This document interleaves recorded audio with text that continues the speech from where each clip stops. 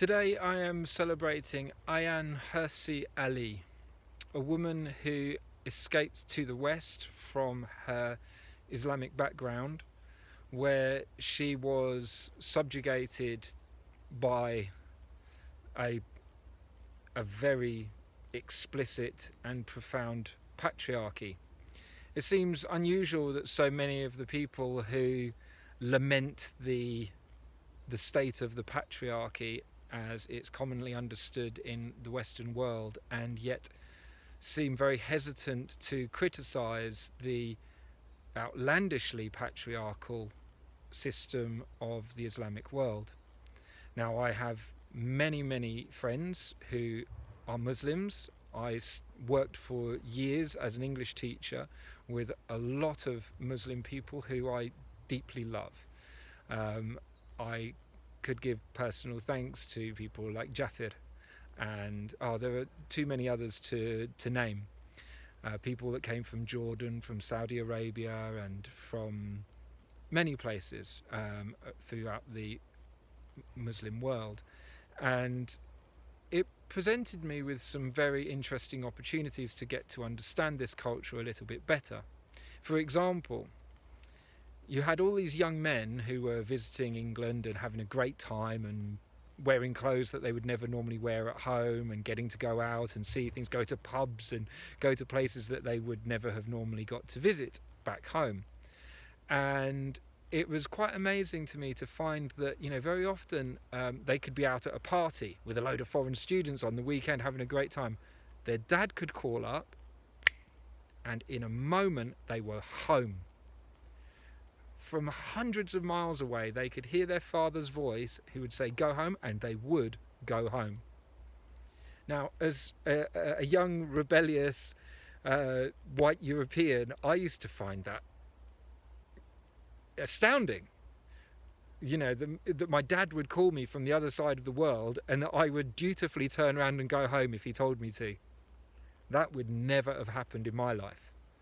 Now, is that good? Is that bad? Is that better? Is that worse? I'm not going to even try. It was just very different to what I understood. But it also helped me to understand the power within of the father in the context of the Muslim family.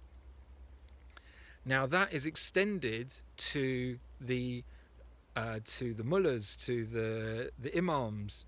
Now,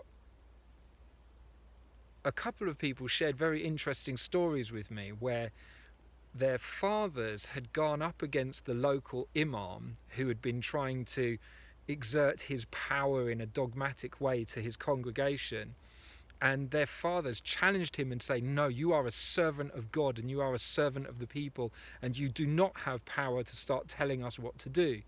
So, even within that very clear patriarchal hierarchy that exists in the Muslim world, there is still some kind of there's still some resistance to the idea that there's a hierarchy that can impose itself between the individual and God. But it has to be said that there are places in the Muslim world where horrific expressions of this patriarchal attitude do still exist. Female genital mutilation is a brutal example of what I'm talking about, where young women's private parts are taken away, their ability to enjoy sex permanently harmed, the veneration of the virgin, and what that then leads to for women, the inability to choose one's own belief system because of the threat of apostasy. That means that ultimately, if someone chooses to leave the practice of Islam, then, well, I think it varies, but it can have grievous consequences up to and as far as death. Now, Ayaan Hirsi Ali came to realise that she could not live underneath such a dogmatic practice of religion. If I remember correctly, she came from Sudan, but I might not have that right. But wherever it was that she came from, she felt that she had to flee. and she has now lived in the West for many years. I can't remember the dates exactly, and she has bravely, courageously spoken out and spoken of her experience. Now, this comes at an enormous cost. She has had so many death threats. Her life is in danger, not just for the fact that she left her religion behind and her culture behind, but also because she continues to speak out about it. It still boggles my mind to think what that is, to be able to live with death threats and go on, to not back down, to say I must speak my truth, I must convey what is in my heart.